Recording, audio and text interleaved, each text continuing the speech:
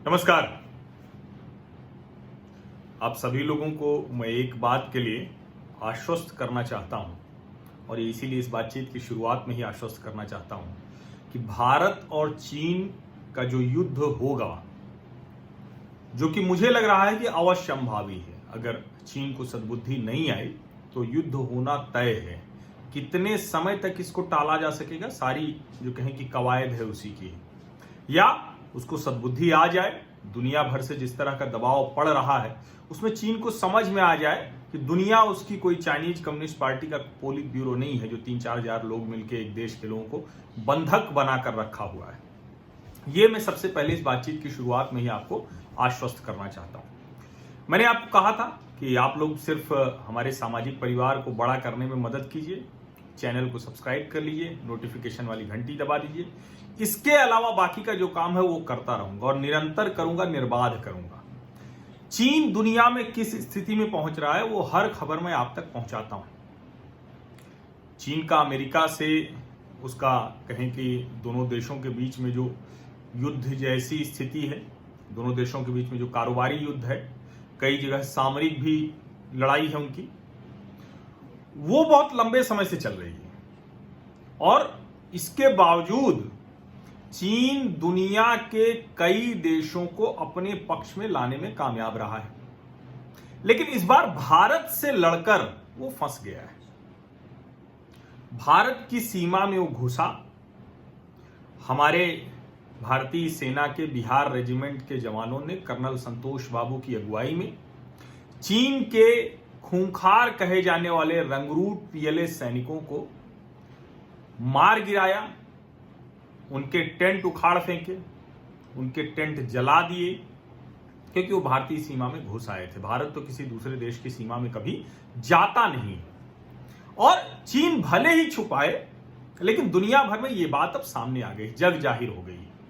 20 भारतीय सैनिक वीरगति को प्राप्त हुए, लेकिन 40 से 50 ये कम से कम संख्या है जो पीएलए के ट्रूप्स मारे गए।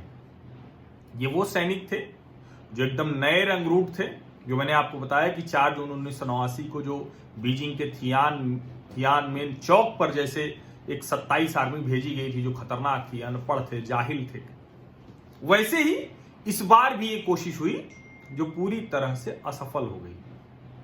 भारतीय रणबांकुरों ने इसे असफल कर दिया और इसने दुनिया में गजब संदेश भेजा है।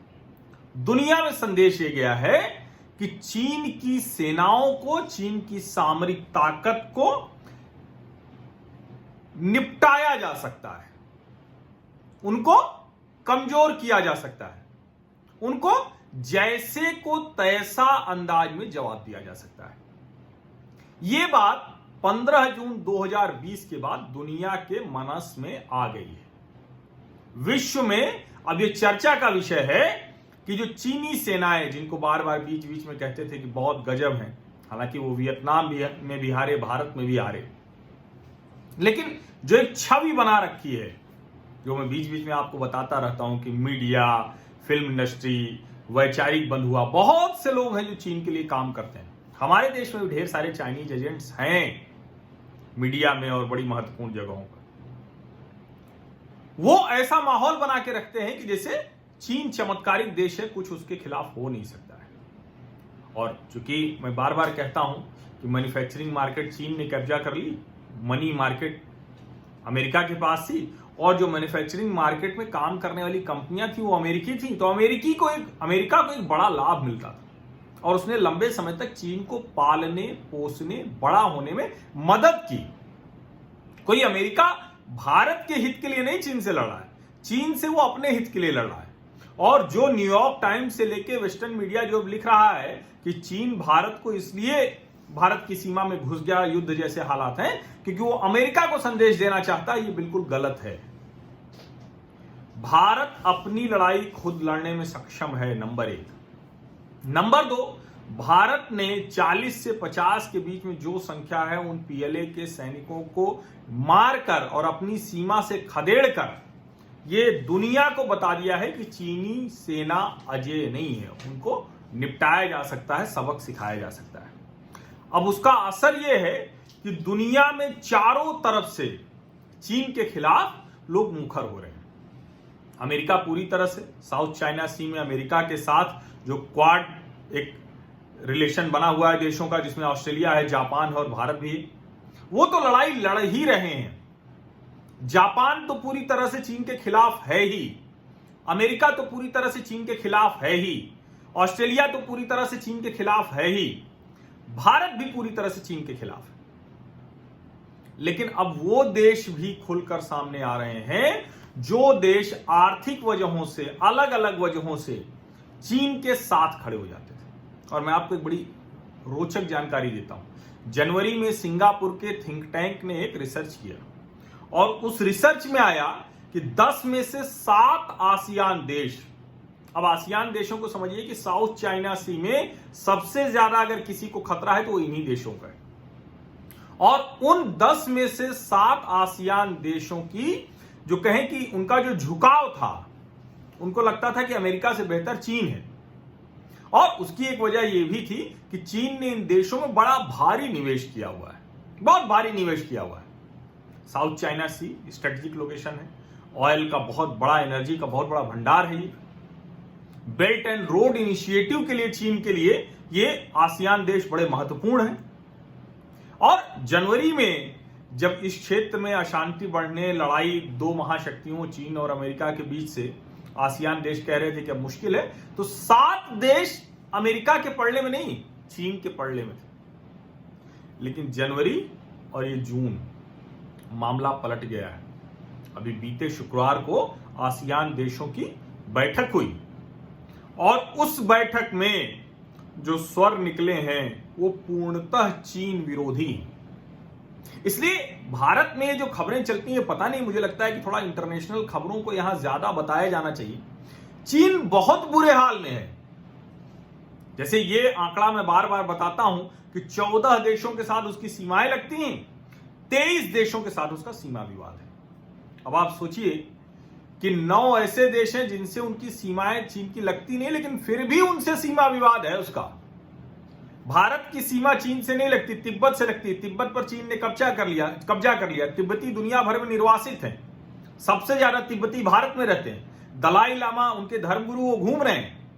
दलाई लामा खुद को भारत माता का बेटा कहते हैं। ये स्थिति है। लेकिन चीन को चूंकि बड़ी बड़ी फैक्ट्री, बड़ी manufacturing units, special economic zones, और मैंने बहुत पहले लिखा था, मेरे ब्लॉग पे जाके आप खोज सकते हैं कि जो चाइना का स्पेशल इकोनॉमिक जोन है वो हमारा मॉडल नहीं हो सकता, लेकिन यूपीए सरकार उसी मॉडल पर चलती रही और फ्लॉप हो गई। कोई इकोनॉमिक जोन उस तरह से काम नहीं कर पाया। और असली लड़ाई क्या है? असली लड़ाई है कि जब आप एक सक्षम देश की तरह, एक संपन्न संप्रभु राष्ट्र की तरह जाते हैं, तो आप आर्थिक मोर्चा हो या सामरिक मोर्चा हो, वो लड़ाई जीतते हैं। भारत दुनिया में अपनी स्थिति मजबूत कर रहा था और इसीलिए चीन को यह बर्दाश्त नहीं हो रहा था। जो मैं बार बार कहता हूं कि करीब जो 4000 किलोमीटर लंबी भारत चीन की सीमा है, उस पर शानदार सड़कें, ब्रिज, सब कुछ तैयार कर लिया है। एलएसी तक की हमारी अप्रोच बहुत जबरदस्त हो गई। ये चीन के लिए मुश्किल है। और मैंने आपको एक पुराने वीडियो में ये भी बताया था कि हमारी एयरफोर्स और पीएलए की एयरफोर्स, दोनों की जो स्ट्रेटेजिक एयर बेस है ना, उनके कम एयर बेस हैं जो काम कर पाएंगे हमारे खिलाफ। हमारे ज्यादा एयर बेस हैं जो सीधे हमला करेंगे और मार गिराएंगे हमारे, चाहे फाइटर जेट्स हो चाहे। और जो ये 14 देशों के साथ सीमा और 23 देशों के साथ सीमा विवाद, इसकी वजह से ऐसा नहीं है कि वो सारे के सारे 2000 से ज्यादा फाइटर भारत की तरफ लगा देगा, लेकिन भारत के तो सारे फाइटर उधर ही लगे हुए हैं। पाकिस्तान और नेपाल को निपटाने के लिए हमें अलग से फाइटर की जरूरत नहीं, उतना हम तैयार हैं।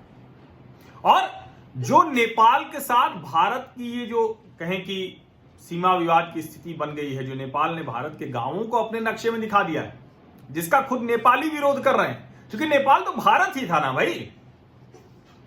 कब्जा नहीं किया हमने नेपाल पे कभी। नेपाली हिंदुस्तान के साथ स्वतः स्फूर्त थे।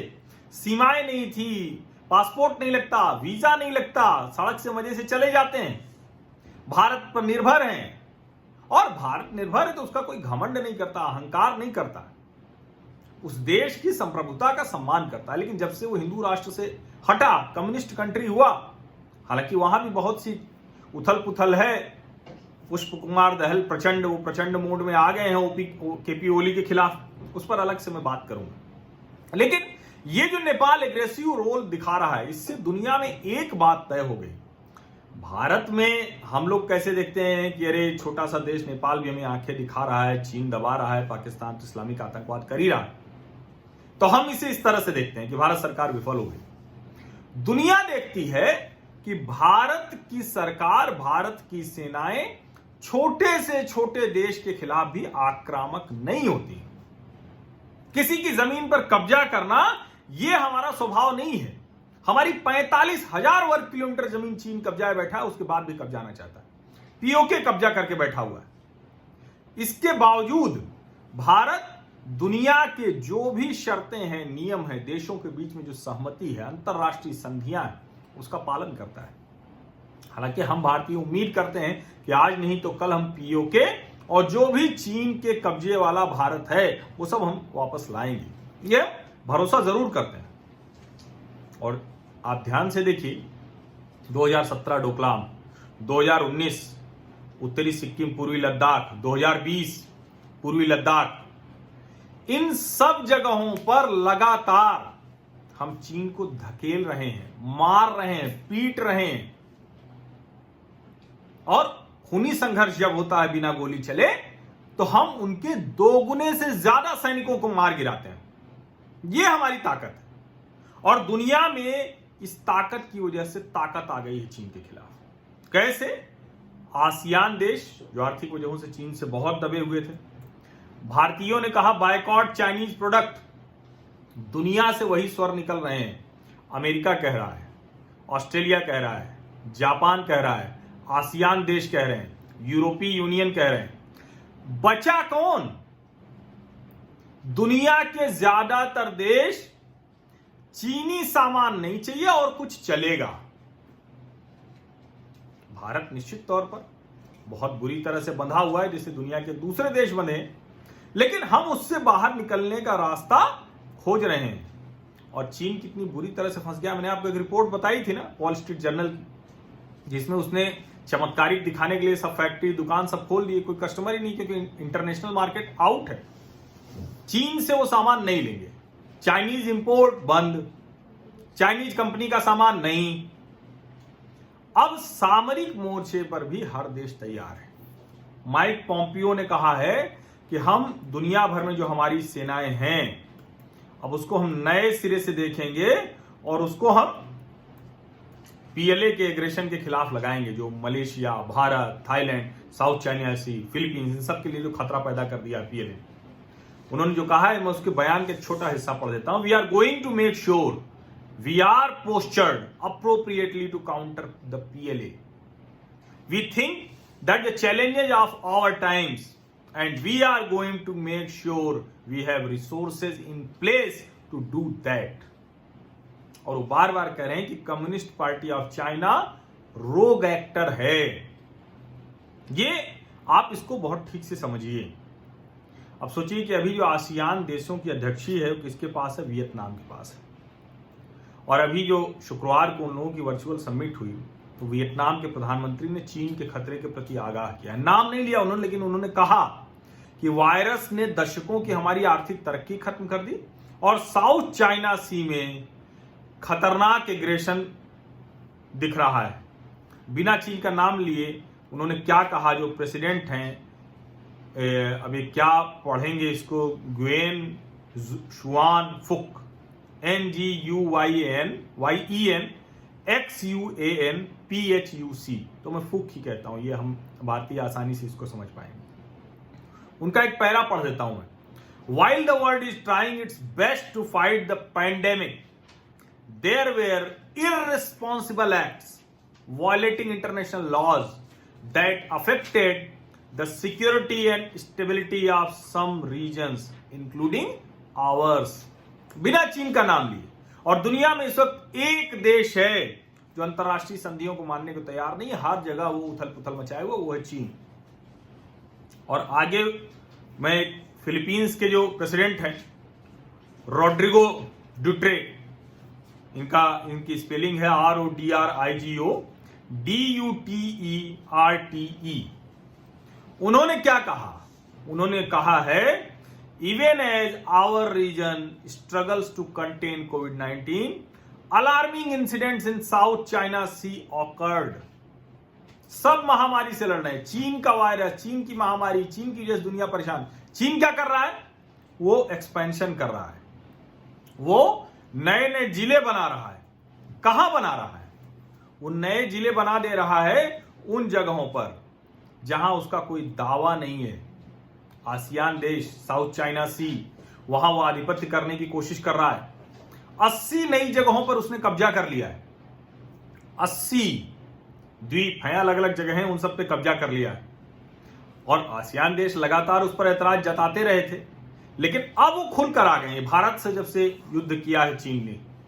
और जो बेल्ट एंड रोड इनिशिएटिव है ना, मैं कह रहा हूं कि एक सीपीईसी में उसकी मौत कब्र खुदेगी। ताबूत वहां रखा हुआ है एक सीपीईसी जो बेल्ट एंड रोड इनिशिएटिव के लिए, और दूसरा रखा हुआ है साउथ चाइना सी में। यहां खोद के दफन किया जाएगा, वहां समुद्र में दफना दिया जाएगा, बहा दिया जाएगा। तो एक जगह दफनाने और बहाने का पूरा इंतजाम है बेल्ट एंड रोड इनिशिएटिव का। और ये जो देश है आसियान के, Vietnam, Philippines, Indonesia, Malaysia, Brunei, Cambodia, Laos, Myanmar, Singapore और थाईलैंड, सभी चीन के खिलाफ खड़े हैं।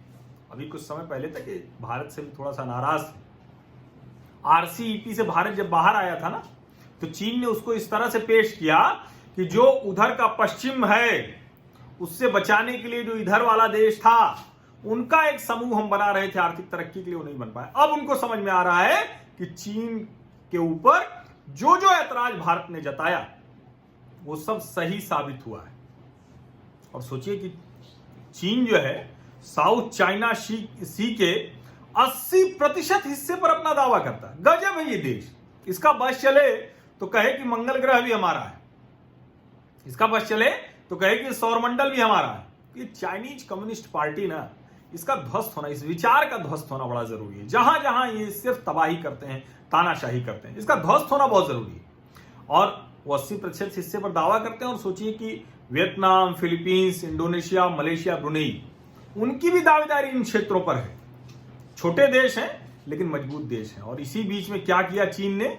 जब चाइनीज वायरस से दुनिया लड़ रही थी, आसियान के देश भी बुरी तरह से प्रभावित हैं। थाईलैंड, वियतनाम, थाईलैंड मतलब थाईलैंड में तो टूरिज्म ट्रैवल के अलावा कुछ है ही नहीं है, बंद हो गया पूरा देश। क्या हाल होगा, तबाही हो गई होगी। और वहां चीन ने क्या किया इस दौरान? साउथ चाइना सी में 2 नए जिले घोषित कर दिए कब्जा करके, स्प्रेटली आइसलैंड और पारासेल।